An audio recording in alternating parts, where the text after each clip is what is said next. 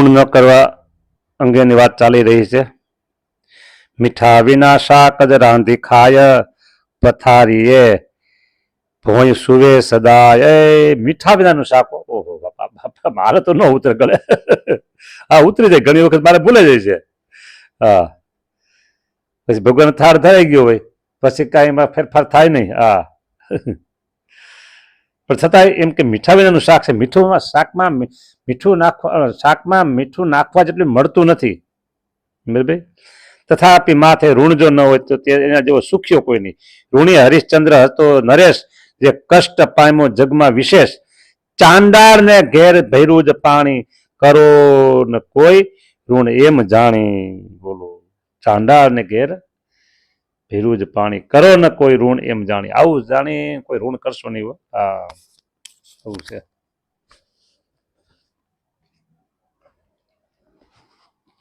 પછી કહે છે, ઋણી તણી લાજ ગણાય કેવી, તે પાતળા કાચ પ્રમાણ જેવી. પાતળો કાચ, કાચ દરેક ઠોકર વાગે, દરેક ટકોરો લાગે, દળ દે ટુકડા.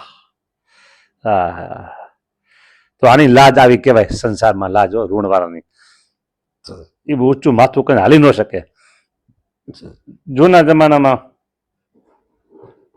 આવી બધી સિસ્ટમો નહોતી, બેંકોની, સરકારની.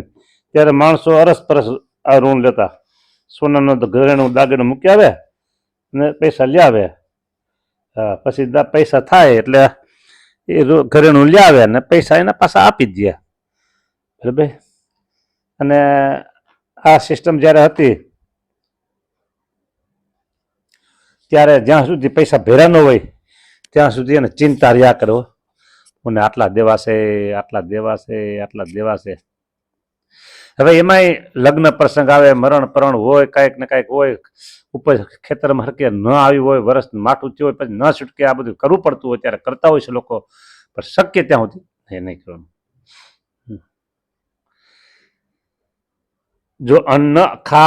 જો અન્ન પાખી ઉપવાસ કીજે, તથાપી લેતા ઋણ તો ડરીજે. જો અન્ન પાખી, અન્ન વિના ઉપવાસ કરવો પણ ઋણ ન કરવું. અરે અતિશય દુઃખ આપનારું, નથી જ બીજું ઋણથી નઠારું. અરે દુઃખ ના આપનારું આ ઋણ છે. મોટા મોટું ઋણ દુઃખ નહીં આપનારું. ઋણી થકી તો ક્ષય રોગી સારો, બેસી રહે એક સ્થળે બિચારો.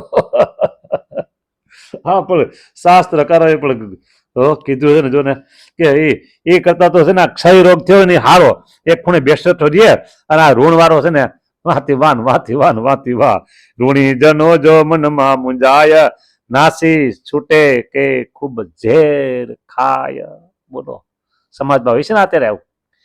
ઋણી જનો જો મનમાં મુંજાય, કા ભાગી જાય અને કા ઝેર ખાઈ લે. ફલાણા ભાઈએ આત્મહત્યા કરી. હવે પોલીસ ઊંડું સંશોધન કરશે. બરાબર. પછી એમ થાય કે ફલાણા ભાઈ પાસે પૈસા માંગતા હતા, એનો ત્રાસ હતો, એને લઈને ભાઈ આત્મહત્યા કરી. કોણ ભાઈ? તો ફલાણા ભાઈ. પકડો એને, લ્યો હાલો. કોની પાસેથી પૈસા લીધા હતા ઉધાર, વારંવાર ત્રાસ આપતા હતા, માનસિક ત્રાસ આપતા હતા પૈસાના બાબતમાં, એટલે ભાઈએ પછી આત્મહત્યા કરી લીધી. લ્યો, હવે એ તો મરી ગયો. બરાબર. મરી ગયા પછી જે સુખદ છે એવું નહીં માન લેવું પાછું. જ્યાં દુઃખના ડુંગરસ, દુઃખના દરિયા છે પછી મર્યા પછી આત્મહત્યા કરે. એટલે આ જ્યાં ઋણ મૂકીને મરે ને, ઋણ મૂકીને મરે, ઋણથી મૂંઝાઈને મરે, એટલે એમ થાય કે આ બધું એ છૂટ્યામાંથી. ઘણી વખત કજ્જા કંકાસમાં, કુટુંબના કજ્જા કંકાસમાં, બીજી ત્રીજી રીતે કોઈ વેપારી પાસે પૈસા લેતી દેતી ના હોય, કોઈ બીજી ત્રીજી રીતે હોય, અને માણસો પછી મરી જાય છે, આત્મહત્યા કરી લે છે. બરાબર. શું કામ? કે દુઃખ સહન થતું નથી. કાં પછી ભી પડ્યું હોય પૈસા બાબતમાં, ક્યાંયથી પૈસા મળતા ને ઘર કેમ ચલાવવું. પછી પતિ પત્ની હોય, છોકરા હોય, સામૂહિક આત્મહત્યા કરી લે. કેમ ઘર ચલાવવું? અથવા કાં પોતે આ બધું છાપામાં આવતું જોઈએ છે ને, તમે બધા જાણો છો. કાં પછી પોતે ઘર ધણી એક જ આત્મહત્યા કરી લે. હા, બરાબર. તો એ આત્મહત્યા કરી લે છે એટલે આ દુઃખમાંથી છૂટવા માટે એને એવું હોય છે. પણ ભાઈઓ ચેતજો, ચેતજો, ચેતજો.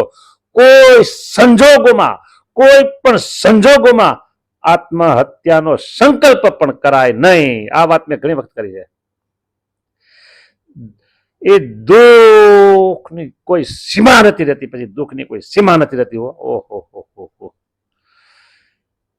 અહીંયા લગ્ન કરવા છે અથવા તો પૈસા માગનારા બધા આવતા હોય, રોજ ફોન કરતા હોય, રોજ આટા ઘેરે ફેરા કરતા હોય, ધમકી આપતા આમ કરતા હોય. શું કરવું? નીંદર આવતી ન હોય. ઓહો, રાત ને દિવસ પડખા ફરી આમથી આમ કરે, પૈસા બાબત બરાબર. શું કરવું, કેમ કરવું? ફલાણા ભાઈ વાગે છે 5 લાખ, 2 લાખ, 3 લાખ, 15 લાખ, 2 લાખ, 25 લાખ. અરે શું થાય? કાંઈ નથી. અને પછી એમ થાય કે હવે જય સ્વામિનારાયણ એમ કહીને પછી જો કે જે સામે તો ન બોલે, આ તો હું બોલ્યો. પછી એમ કે એ ફલાણું કહી અને ઝંપલાવી દે કે કોઈ કુવામાં, કોઈ નદીમાં, કોઈ તળાવમાં, કોઈ ડેમમાં, કોઈ દરિયામાં, કોઈ અગ્નિમાન, બધે બરાબર. પછી એને દુઃખ જે આવે છે ને, ગણી શકાય નહીં, માપી શકાય નહીં. એટલે આવું કોઈ દી કરવું નહીં. બસ આટલી જ વાત. એ ગમે તેમ કરીને એ કઠણ કાળો ઓળંગી જાવો. અરે મને એક ભાઈ એમ કીધું, એ કે સરકાર છે ને આવા સદાવ્રત ચલાવે છે, ત્યાં જઈને ખાયા ભાઈ, ભીખ માગીને ખાઈ લેવાય. કાંઈ ન મળતું તો સરકારને સદાવ્રત માં ખાયા ભાઈ. અથવા તો કોઈ આશ્રમો સદાવ્રત ચલાવતા હોય, ત્યાં જઈને ખાયા ભાઈ, પણ મરી જવાય નહીં. બસ આટલું વાત. ઋણી થકી તો ઋણી જનો જો મનમાં મુજાય નાસી છૂટે કે ખૂબ ઝેર ખાય. જે પુત્ર માટે ઋણ મૂકી જાય તે પુત્રનો શત્રુ પિતા ગણાય. જે પુત્ર માટે ઋણ મૂકી જાય તે પુત્રનો શત્રુ પિતા ગણાય. જેના પિતાએ ઋણ જો નથી કીધું તો પુત્રને ધન લાખો રૂપિયાનું ધન એને આપ્યું છે. પુત્ર ઋણ મૂકી ન જતા તો આ પિતા લ્યો. આવી વાત છે. જાને આમ છે. માટે ઋણ ક્યારેય કરવું નહીં. આ બધી વાત તમે બધાને ખબર છે, બધા જાણો છો, છતાંય મારી વાત તમને ગળે એટલી બધી ન ઉતરે. શું કામ? અનુભવ જેને માથે આવતો ને એને કરવાનું હોય. મારે અનુભવ નથી કે તમારે અનુભવ નથી, અને કે અનુભવ કરવાનો નથી તમારો, મારે નથી કરવાનો આવતો. એટલે આપણે મોટી વાતો કરીએ છીએ ને સાંભળીએ છીએ, પણ જેને આ માથે આવતું હોય ને એને એ બધી ખબર હોય. એટલે ભગવાનને એવી પ્રાર્થના કરવી. એટલે હું તો કહું, મને ઘણા અહીં રાજકોટના ઘણા સ્વામી આ વ્યવહારમાં આમ છે, મારી પાસે આવી બિચારા રડતા હોય, પ્રાર્થના કરતા હોય, દિન ગાદીન થતા હોય ને, ત્યારે મને એમ થાય અરે ભગવાન શું કરશું? હું ભગવાનને પ્રાર્થના કરું, બીજું હું શું કરું? બીજું તો અત્યારે રાજકોટ છે, રાજકોટ મોટું સિટી, અને અમારા વોટ્સઅપના માધ્યમથી એના મંદિર બધા આવતા હોય એટલે ઘણા બધા ઓળખતા હોય, બરાબર. એટલે એમ થાય કે સાંઈ પાસે જાય, કાંઈક આપણે નિવેદન કરી, સાંઈ પાસે જાય, કાંઈક આપણે સોલ્યુશન લાવી, સાંઈ પાસે જાય, કાંઈક કરી. શું કરી? મારી પાસે કોઈ એલમની લાકડી નથી કે હું તમને લાકડી અડાડું અને તમારું બધું દુઃખ દારિદ્ર બધું વહી જાય. એવું કાંઈ છે નહીં. નકર એમ થાય ચાલો બતાવો તમારે વહી જાય. હું તો ભગવાનને પ્રાર્થના કરું, હે મહારાજ આનું સારું કરજો. કોઈ એવું હોય તો પછી મારા હોતે કરું, સારું થાય એમ. સારું લ્યો. ભગવાન બધાને મંગલ કરે અને આ ઋણ કોઈને માથે ન સડવા દે ભગવાન, એવી પ્રાર્થના સાથે આ કથાના વિરામ આપું છું. જય સ્વામિનારાયણ. કથા થોડીક ટૂંકી કરી છે, એનું કારણ છે. જય સ્વામિનારાયણ.